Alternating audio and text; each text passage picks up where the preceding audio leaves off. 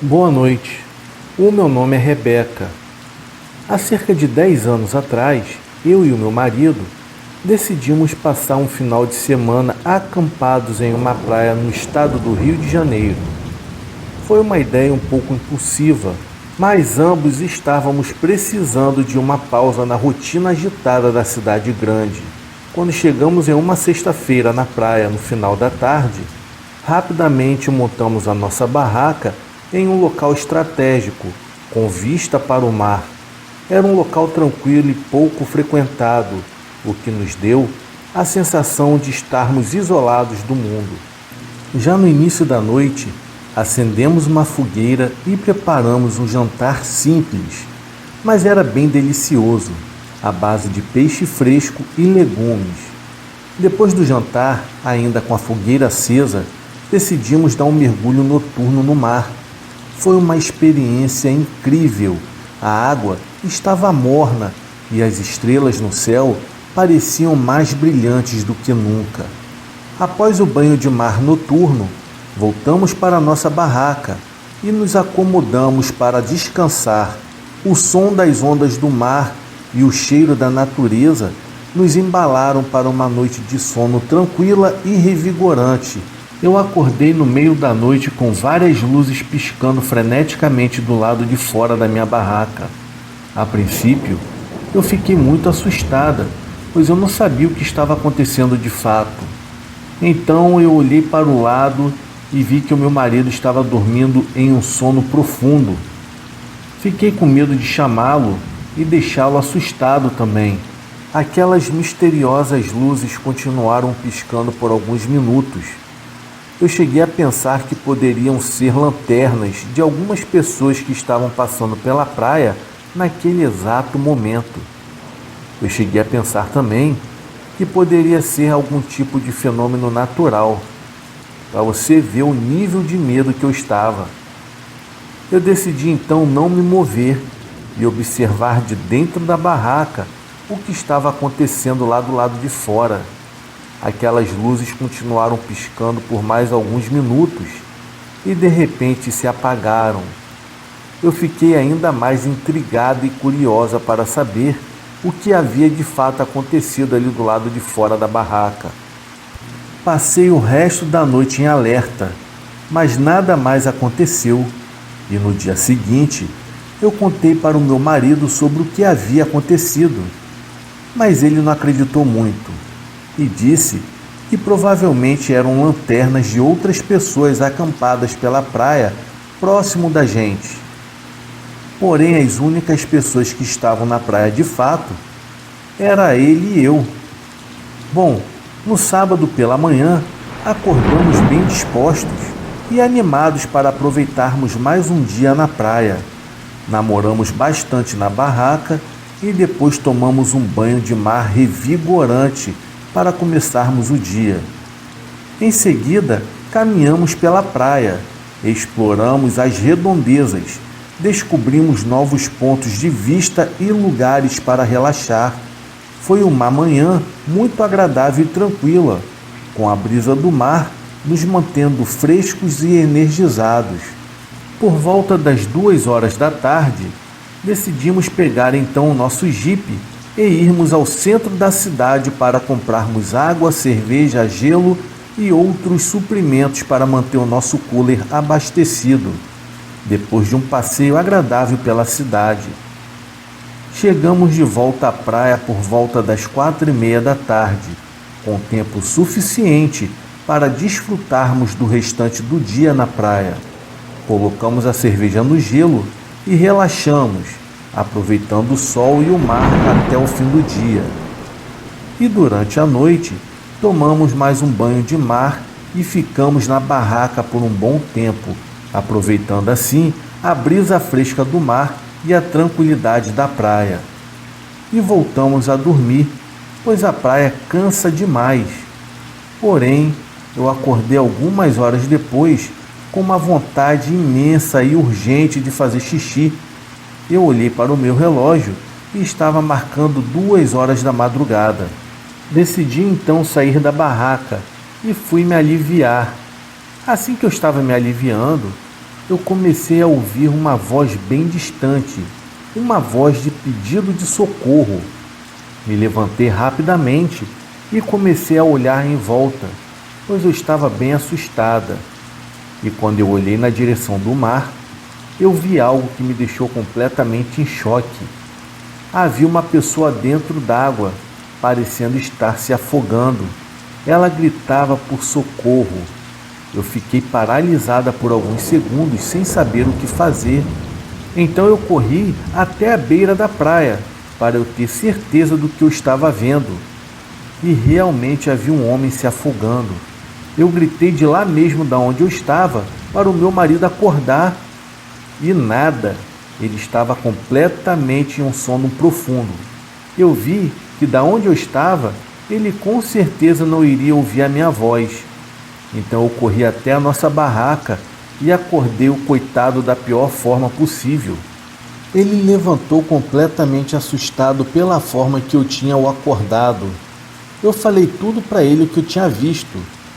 Então meu marido não pensou duas vezes, correu até a beira da praia comigo e, chegando lá, me perguntou onde estava o homem se afogando.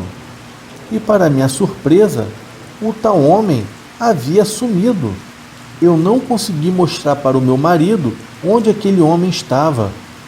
O meu marido olhou para mim bem chateado e em seguida me falou que eu estava ficando maluca e que a praia não estava me fazendo bem, pois eu já havia até inventado para ele sobre luzes estranhas piscando para fora da barraca na noite anterior. Foi então que eu, desesperado, falei para ele: amor, você tem que acreditar em mim. Eu tenho certeza do que eu vi. Havia sim uma pessoa se afogando claramente. Eu não estou imaginando coisas. Eu vi aquele homem se afogando. O meu marido, no entanto, continuava a não acreditar que eu tinha visto algo. Ele me pediu para tentar relaxar e voltar a dormir, mas eu ainda estava perturbada com o que eu tinha visto e não consegui dormir na mesma hora. Finalmente, assim que o meu marido dormiu, eu decidi me levantar novamente e verificar se tudo estava bem na praia.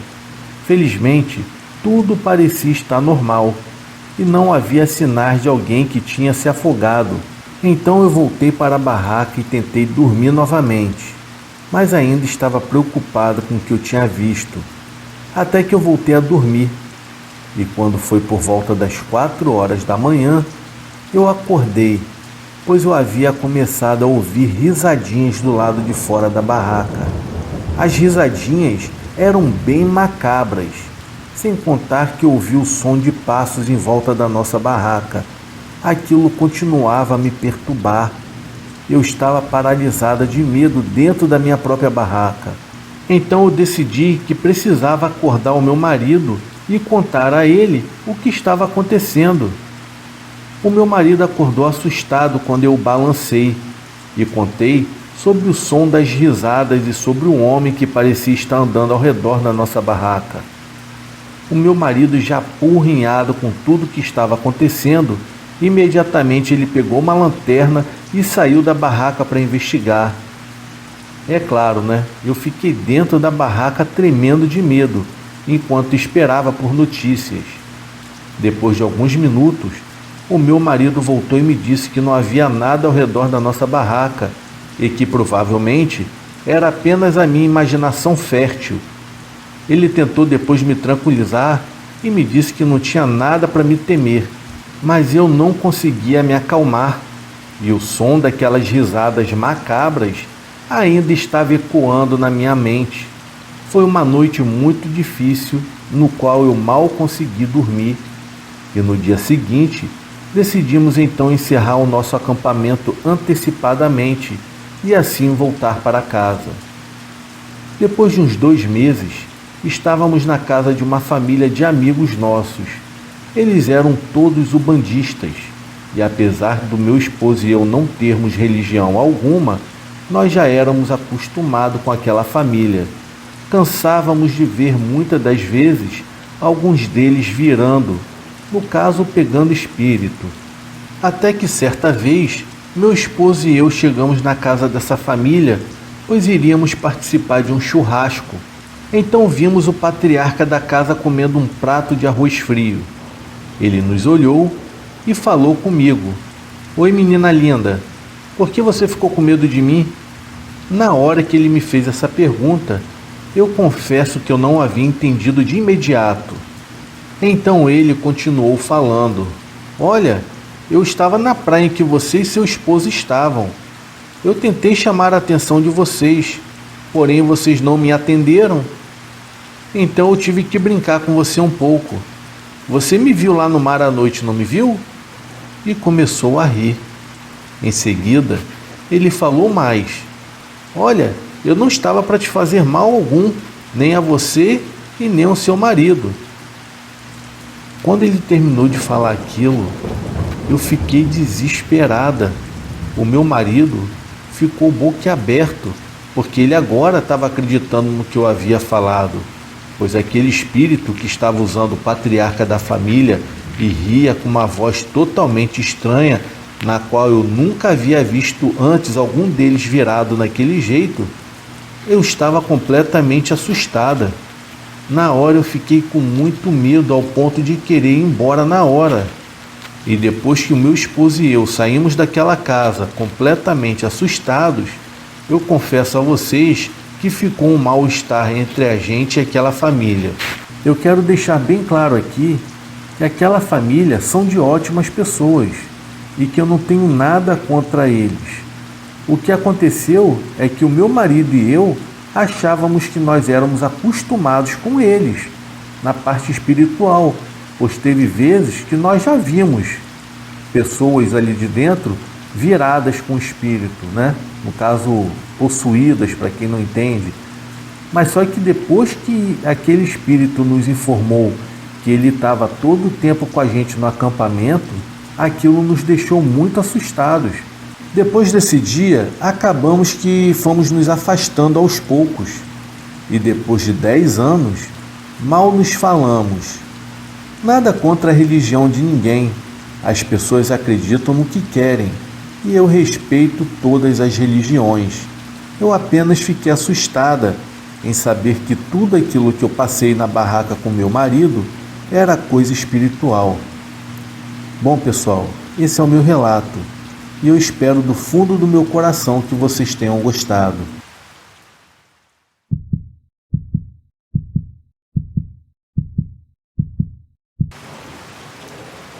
Eu me chamo Mateus de Paiva de Oliveira. O meu apelido é Matt, e assim sou bastante conhecido nas redes sociais e no dia a dia. Uso o pseudônimo Peterson também, mas não me importo que anuncie o relato, usando o meu nome verdadeiro. O relato que eu irei contar foi presenciado por uma tia de consideração. Ela, na verdade, foi funcionária da minha mãe na nossa casa entre os anos de 2011 e 2014, mas era tão próxima de nós que só a tratávamos como tia Solange. Ela tinha 2 filhas mulheres que eram nossas amigas e habitualmente estavam na nossa casa e passavam a manhã e a tarde por lá. Eu cheguei a namorar uma de suas filhas, que foi a minha primeira namorada. Bem, Solange era uma senhora bem vivida, e nós somos de Brasília, e parte da minha família é de Minas Gerais. Mas no nosso meio, foi comum pessoas de origem nordestinas que vinham de locais do interior do Nordeste para trabalhar aqui. E a Solange também era assim. Ela era natural do Maranhão. Não sei ao certo dizer o nome da cidade, mas era uma cidade bem pequena e medieval no sentido de ser histórica.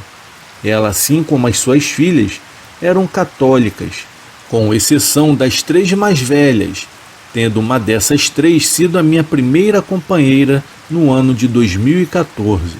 Mas apesar de serem bastante católicas, eram amantes natas de filme de horror, e foi com elas que eu aprendi a gostar muito desse universo fantasmagórico.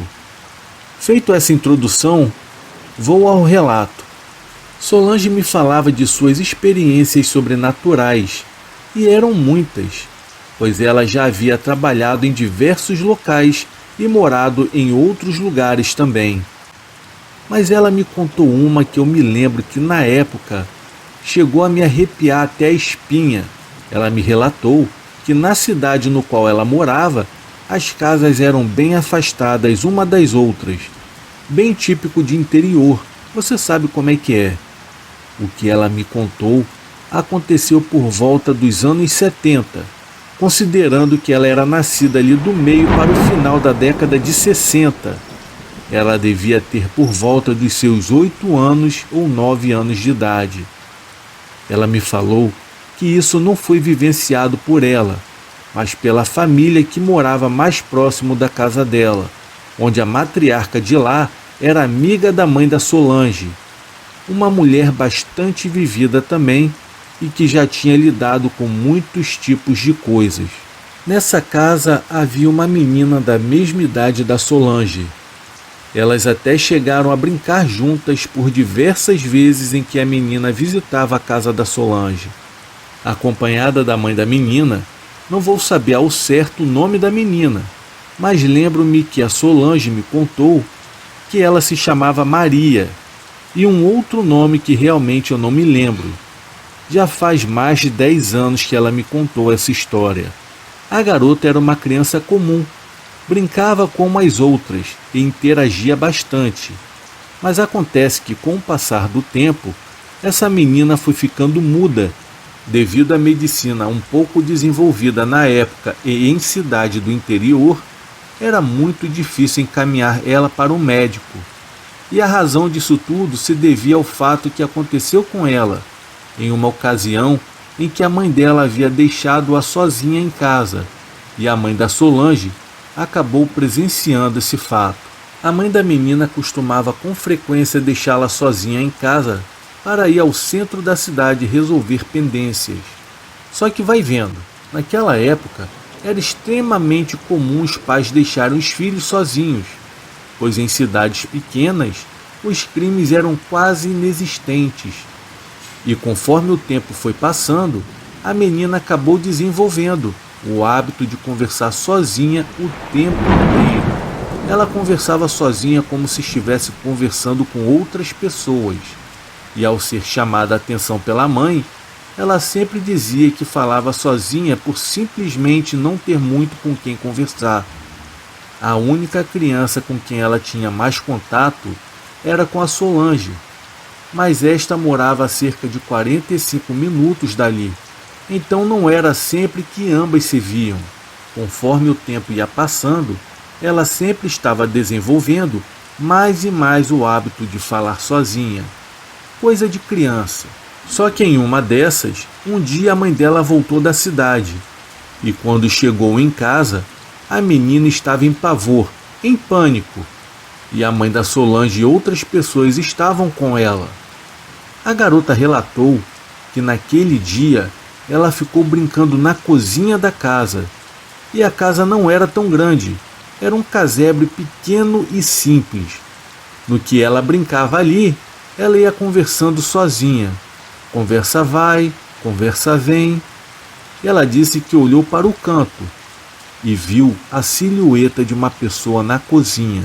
E ao tentar forçar um pouco mais a vista para enxergar melhor quem estava ali, ela acabou avistando uma mulher bastante idosa, com roupas meio rasgadas e sujas, cabelos brancos e desgrenhados, e com a pele bastante enrugada, observando-a enquanto esta brincava. A garota então naturalmente se assustou com a mulher, pois era alguém que ela nunca havia visto antes, mas então resolveu perguntar, pois estava movida de curiosidade. Ela queria saber quem era essa pessoa. Olá, quem é a senhora?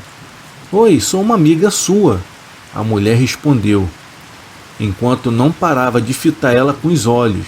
Só que então a menina retrucou dizendo que ela não conhecia a mulher e que nunca tinha visto ela na vida. E novamente tornou perguntar quem era a mulher e se ela conhecia a mãe dela e o que estava fazendo ali dentro da casa. Foi então que a mulher respondeu: "Você quer mesmo descobrir?" E nem mesmo terminou de dizer. A menina disse que a idosa mudou completamente de semblante, de face e de aspecto. Ela não conseguiu nem mesmo descrever com palavras o que ela viu ali dentro daquele lugar. Só pôde dizer que a velha mudou de fisionomia, de aparência física, e se transformou em algo completamente macabro, ali na frente dela, enquanto berrava com uma voz muito rouca: "Eu sou a sua amiga.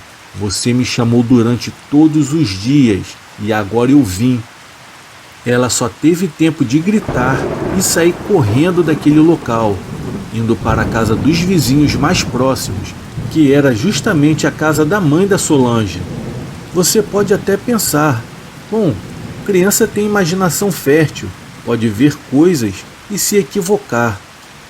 Acontece que, se não fosse pelo fato de que essa garota estava completamente horrorizada quando chegou na casa da mãe da Solange, contando que viu uma mulher em sua casa e que não sabia se aquela mulher era normal, pois ela havia mudado de face em frente a ela e berrando para ela de uma maneira que, segundo a menina, não parecia ser coisa daquele mundo. O outro fato é que, depois desse dia, outras coisas estranhas começaram a acontecer. Essa garota passou constantemente a ser visitada por esse espectro diversas outras vezes, e que a deixava em pânico total. E foi devido a tantas vezes que ela viu essa presença que ela começou a desenvolver mudez, ao ponto de não conseguir mais emitir sons de suas cordas vocais. Tudo só parou, segundo a mãe da Solange, quando essa menina passou a ser benzida por benzedeiras locais. Mas mesmo após tudo isso, a menina continuou sem falar, até o tempo em que a Solange foi embora de sua cidade natal, quando já deveria ter os seus 14 para 15 anos de idade. Eu não sei afirmar até que ponto essa história pode ser real, mas levando em conta que a própria família da Solange vivenciou tudo isso, sem contar que os mais antigos sempre falam que crianças não costumam mentir quando dizem que viram coisas, e é bem macabro o que aconteceu com essa família, conhecida da família da Solange. Desde então, a mãe da Solange sempre falava para ela e para os demais filhos que conversar o tempo inteiro sozinho não é algo muito positivo, principalmente se você é uma pessoa com mediunidade aflorada e que pode facilmente enxergar aquilo que habita no outro plano, no plano espiritual.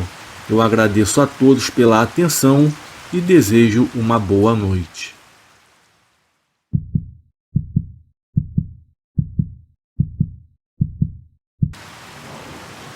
O meu nome é Adalberto e vou contar algo muito triste que me abalou profundamente.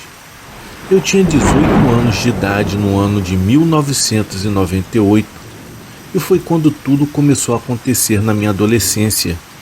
Eu estava no terceiro ano do colégio quando comecei a passar por aqueles momentos assustadores na minha vida. Me recordo que todas as sextas-feiras nós tínhamos uma aula vaga. Então nós saíamos mais cedo da escola. Eu e alguns alunos sempre gostávamos de conversar nos arredores da escola, que era rodeado por uma pequena mata, dessa do tipo que lembra mais um pomar. Era uma cidade pequena chamada Napu. A tranquilidade reinava naquele local. Por isso os meus pais optaram por morar nela. Eu adorava, pois nada me faltava. Os meus pais também adoravam morar ali. E numa determinada sexta-feira, assim que saímos mais cedo em razão de 2 horas vagas, eu e a Maria, que era uma grande amiga minha, que se sentava ao meu lado na sala de aula, resolvemos andar e conhecer melhor aquele pomar. É lógico, fomos juntos com mais alguns amigos da classe. E ao chegarmos bem perto de um pé de manga, e por sinal estavam bem maduras, foi então que a Maria me disse que estava com muita vontade de comer uma daquelas mangas e me pediu para que eu subisse na árvore e pegasse uma daquelas. E sem titubear, eu subi nos galhos mais robustos e aos poucos eu já estava no topo da mangueira. E assim que eu cheguei ao topo, que era bem alto por sinal, eu consegui pegar algumas mangas com cuidado para não cair no chão. e lá de cima eu pude ver a Maria, que estampava um belo sorriso no seu rosto. E também não vi a hora de provar das frutas que eu havia acabado de colher. Sem que a Maria percebesse, em cima da árvore eu pude notar um objeto que parecia estar bem ao lado dos pés dela e que brilhava um pouco. Então eu a perguntei: "O que é isso ao lado dos seus pés, Maria?" Ela, sem entender, retrucou: "Como assim?" Rapidamente deixei as mangas cair e desci mais rápido do que tinha subido. Pulei justamente no canto em que a Maria estava. Foi quando eu percebi que os meus pés haviam tocado algo meio que duro. Vasculhei bem a terra e acabei achando um objeto que tinha a forma de um anel e parecia ser de prata. Depois de esfregá-lo em minha camisa para limpar o anel, percebi que ele brilhava ainda mais. Maria ficou até impressionada com o brilho e a beleza daquela joia, que pedia insistentemente para que eu a desse. E assim que eu terminei de polir o anel, ela agora brilhava muito mais, e Maria ficou encantada com a beleza do brilho. Deu para perceber em seus olhos. Mas um detalhe me chamou a atenção. Havia algo gravado no anel, um nome que não dava para decifrar, pois estava muito desgastado, talvez pelo uso do seu antigo dono ou dona. Em posse do anel, eu perguntei então a Maria se ela ainda o queria. Ela, bem taxativa, disse: "É claro que eu quero." E não precisou de muito esforço para encaixar no dedo anelar da Maria. Ela, agora com o anel em sua mão, parecia não se conter de tanta alegria. E naquele dia, eu não sei por qual motivo, ela acabou se declarando para mim e disse que me amava já há algum tempo. Eu fiquei super surpreso, pois a Maria era uma mulher muito bonita, porém era muito tímida, fato que, de certa forma, acabava afastando dela a maioria dos jovens que tentavam alguma certa aproximação. Então voltamos para casa. Eu fui para a minha e a Maria para dela, agora com nossos corações cheios de alegria, pois havíamos nos declarado namorados. Mas meu final de semana foi bastante intenso, por saber que agora eu e a Maria namorávamos, mas também apreensivo para que chegasse logo a segunda-feira, para que eu pudesse vê-la novamente. O estranho naquilo tudo foi que naquele dia em diante, a Maria não apareceu mais na escola e não tínhamos mais notícias dela. Passaram-se os dias e todo mundo estava preocupado com o paradeiro da Maria na escola. Foi quando sua mãe apareceu para dar a trágica notícia. Parecia um desses contos macabros, quando ela começou a narrar os acontecimentos que se sucederam naquela fatídica sexta-feira, justamente quando a Maria havia colocado o anel que achamos naquele pomar ao seu lado. Dizia sua mãe que a Maria havia passado mal naquela noite e que a mesma murmurava coisas sem sentidos, palavras que ela desconhecia e que nunca sequer havia ouvido falar. Parecia que era um idioma diferente, sem contar que estava com uma febre fortíssima e que havia tomado conta do seu corpo. Em sua cama, uma grande poça de urina havia se formado. Ela havia se mijado. O meu marido e eu tentávamos acalmá-la, pois ela se debatia violentamente em sua cama, que acabou a deixando exausta. Então, sem saber o que fazer, ligamos para o hospital, que nos enviaram uma ambulância.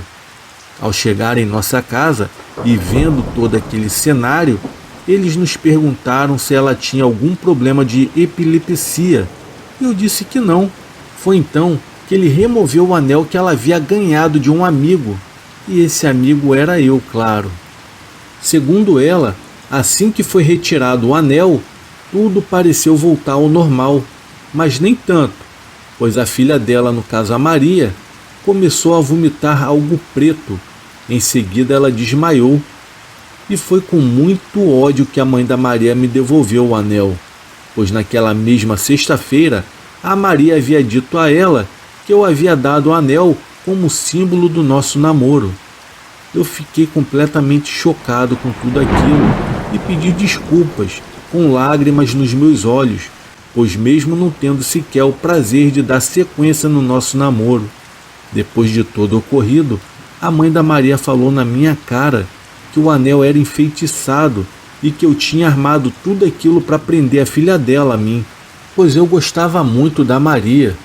E com pouco tempo depois, acabamos nos mudando da cidade no qual morávamos, pois o meu pai havia arrumado um bom emprego no sul do país.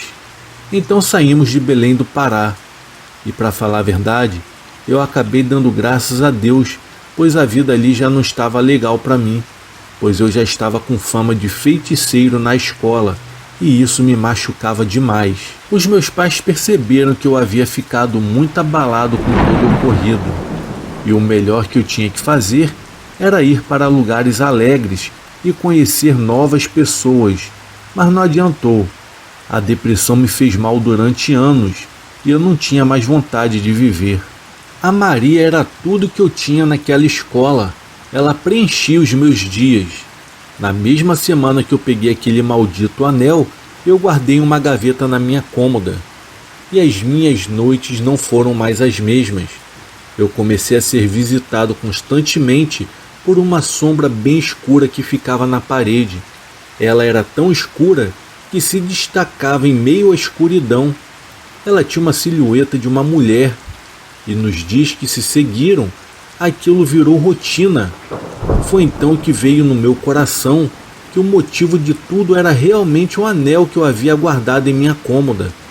E ao amanhecer, a primeira coisa que eu fiz foi enterrar aquele maldito anel em um terreno baldio que havia perto da minha casa.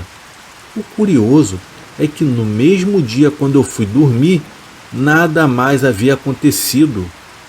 Já a Maria, eu acabei perdendo completamente o contato dela. Isso já faz mais de 20 anos que eu não a vejo. Hoje em dia, eu sou muito bem casado e pai de 2 filhas. Porém, a Maria, eu nunca mais esqueci.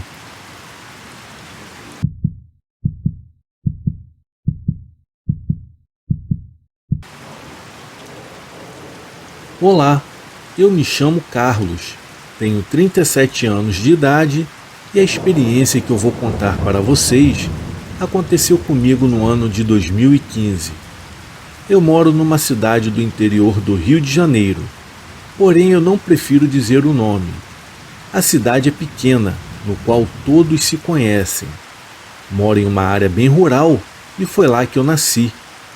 A cidade é cortada pela famosa rodovia Presidente Dutra, que liga os estados do Rio de Janeiro e São Paulo. Como eu já disse, eu moro na área rural, em um sítio bem grande, bem arborizado, com árvores frutíferas e ornamentais. E nesta propriedade existem mais 3 casas, que são dos meus primos, que ficam na entrada da propriedade. A minha casa já fica mais afastada para o interior do sítio. Eu fui criado nesse lugar com meu irmão e mais os meus primos. Foi uma infância muito feliz. A minha mãe, que já é falecida, era espírita, mas também gostava de assistir às missas.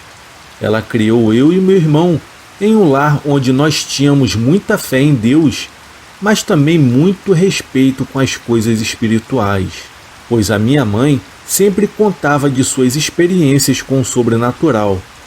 Eu e o meu irmão e os meus primos crescemos ouvindo as histórias dos nossos pais e tios, que contavam de seus encontros com o inexplicável em sua juventude. O meu pai, que hoje já se encontra com 80 anos de idade, já vivenciou experiências com o sobrenatural e sempre conta uma história de que o meu avô, o seu pai, teve encontros por dias com um suposto lobisomem. Isso há 70 anos atrás. Como moramos na chamada roça, todos aqui já eram acostumados com as histórias sobre lobisomem, mula sem cabeça, saci e almas penadas. E essas histórias nos deixavam apavorados quando éramos crianças. Mas conforme fomos crescendo, então fomos nos acostumando e as histórias já não nos causavam mais aquele espanto da infância. Pois bem, o sítio onde eu moro fica a uns 300 metros da rodovia Presidente Dutra, e entre a rodovia e a propriedade existe uma estrada longa de terra que vai beirando a rodovia até a entrada do nosso bairro, onde começa a parte mais urbana. Nesta estrada existem apenas 3 propriedades: o sítio onde eu moro, o sítio de uma senhora amiga da minha família há anos, que faz limite com a nossa propriedade, e depois do sítio dessa senhora tem o último, que é de um senhor que morava sozinho e que também prefiro ocultar o seu nome. Na verdade, ele já até faleceu já faz alguns anos, e como a família dele mora toda no centro do Rio de Janeiro, não quiseram assumir os cuidados com a propriedade e deixaram a mesma entregue nas mãos de um conhecido nosso, que acaba limpando aquele local. Ele cuida das cercas, mas não mora lá não. Ele vai lá, faz o seu serviço e vai embora. Esse sítio é cheio de mangueiras, muito mesmo, que se espalham por toda a imensa propriedade, só deixando livre um espaço no meio, onde está a velha casa do falecido que vive fechada, e já está bem deteriorada por sinal. Este sítio é muito sinistro, e durante o dia dá até calafrios passar por ele, pois devido às árvores serem muito juntas, a residência acaba dando um aspecto sombrio. Essa própria estrada é muito esquisita e perigosa durante a noite. Além de não ter nenhuma iluminação, as únicas lâmpadas que possuem estão no início, bem em frente à porteira da minha casa, que é a primeira propriedade, e as outras luzes no final dela. E só depois que se passa pelo sítio sombrio, que já começa a parte urbana do bairro. Eu mesmo posso contar nos meus dedos as vezes que eu passei por essa estrada durante a noite, pois é muito feio. O matagal das propriedades é muito alto. Estão bem afastados das casas, tornando-se pasto para os animais que agora no momento ninguém mais cria. Costumamos passar por ela só durante o dia, pois além das questões sobrenaturais, tem também os assaltos, que já aconteceram muito pelo fato de ser escuro demais. No entanto, é o caminho mais curto para chegar ao bairro, e os mais corajosos enfrentam. Já na parte urbanizada do bairro, eu tenho uma pequena loja alugada, onde guardo os móveis para decorações de festas, pois também trabalho nesta área. Eu tenho esse espaço já há muitos anos. Era o dia 2 de novembro de 2015, dia de finados. Como todos os anos nessa data, eu levantei cedo, fui ao cemitério homenagear a minha mãe e os meus antepassados e voltei para casa, pois um grande amigo meu veio passar o dia conosco para aproveitar o feriado, e por volta das 15 horas eu precisei ir ao meu depósito, na loja, para fazer uns reparos em alguns móveis e aproveitar também o feriado, pois era uma das minhas poucas folgas. Esse meu amigo de nome Marcos também foi, pois ele iria dormir na nossa casa naquela noite. Tínhamos até bicicleta em nossa casa, porém resolvemos ir a pé pela longa estrada, pois é o caminho mais curto, e durante o dia não teria problema algum. Então levamos em média de uns 20 minutos caminhando. Os meus planos eram o seguinte: era fazermos os reparos e voltarmos para minha casa antes do escurecer, pois era horário de verão e daria para fazermos isso. No entanto, enquanto estávamos no depósito, muitos amigos vieram conversar conosco, pois é bem na beira da rua, e assim eu ficava entre as conversas e os reparos dos móveis. Devido a isso, eu acabei demorando um pouco mais, e quando acabamos, fizemos um lanche na pracinha que fica perto e tomamos o caminho de volta para minha casa. Já eram mais de 19 horas, e por ser no horário de verão, e mesmo com o sol já posto, o céu ainda estava claro, não estava totalmente escuro. Foi então que eu perguntei ao Marcos se ele se importaria se passássemos pela estrada de terra, pois ali seria o caminho mais rápido do que dar a volta por detrás do bairro ou pela rodovia, o que eu acho muito perigoso pelo fluxo de carros, e teríamos que atravessá-la, passar por debaixo de um viaduto para chegarmos em casa. Como eu já estava muito cansado e doido para chegar em casa, passamos por ali mesmo. Eu quero ressaltar que o meu amigo é meio cético com as coisas sobrenaturais, pois já havíamos conversado sobre esse assunto por diversas vezes, e ele sempre esboçava uma reação de achar que muitas das coisas são invenções do povo. Começamos então a caminhar pela estrada, tendo à nossa direita os sítios e à nossa esquerda a rodovia. Eu caminhava pelo canto da estrada e Marcos ao meu lado. E quando começamos a passar em frente às mangueiras do sítio do falecido, foi aí que eu vi uma luz que passeava por entre as árvores.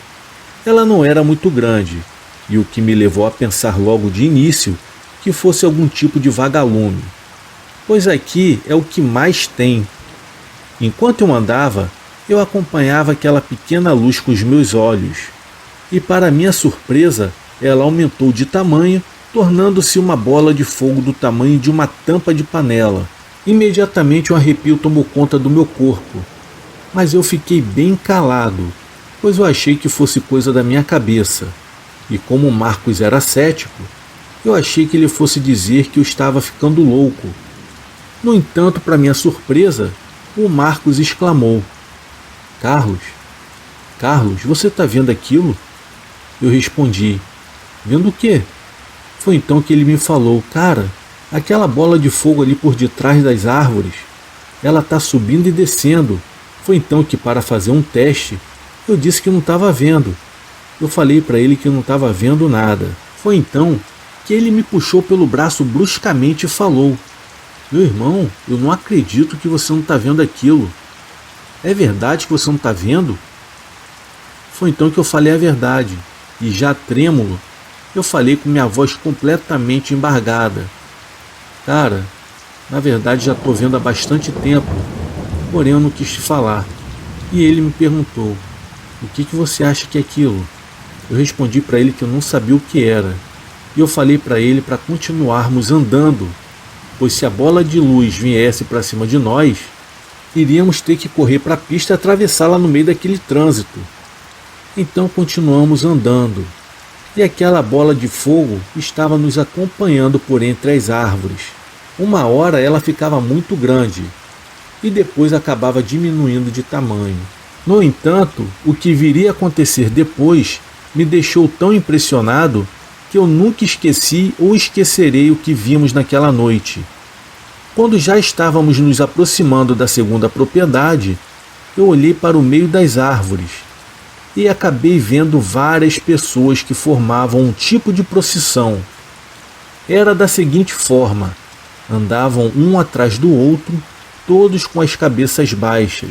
As mulheres usavam vestidos e véus brancos, já os homens usavam também roupas longas como as batinas de um padre, que também eram brancas, e na cabeça usavam capuz.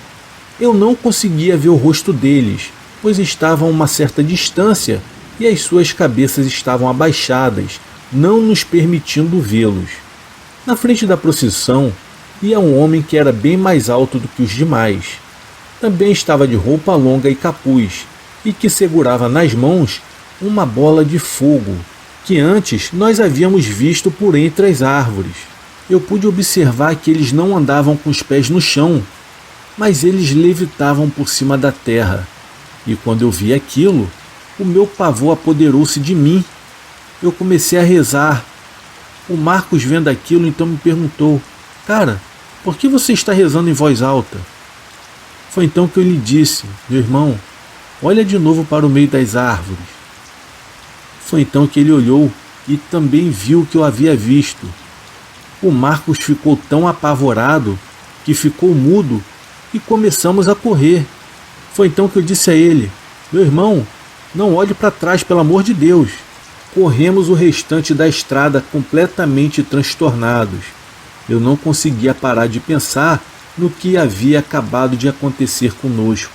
Quando chegamos na porteira da minha casa, paramos de correr e entramos no sítio andando, pois já nos sentíamos mais seguros, mas sem dizermos uma única palavra um com o outro.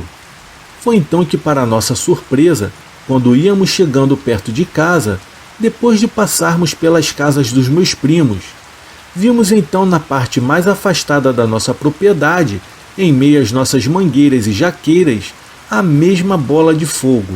Porém, não vimos mais aquele grupo de pessoas vestidas de branco. Nós ficamos parados no meio do caminho, pois não tínhamos mais pernas para correr, e aquela bola de fogo passeou por entre as árvores e subiu desaparecendo por cima da copa das mangueiras. Quando chegamos em casa, a primeira coisa que eu fiz foi contar para o meu pai o que havíamos presenciado. E ele nos disse: olha, o que vocês viram foi a procissão das almas.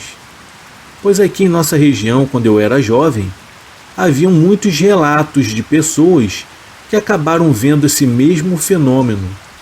Porém, faz muito tempo que ninguém mais comentou nada aqui.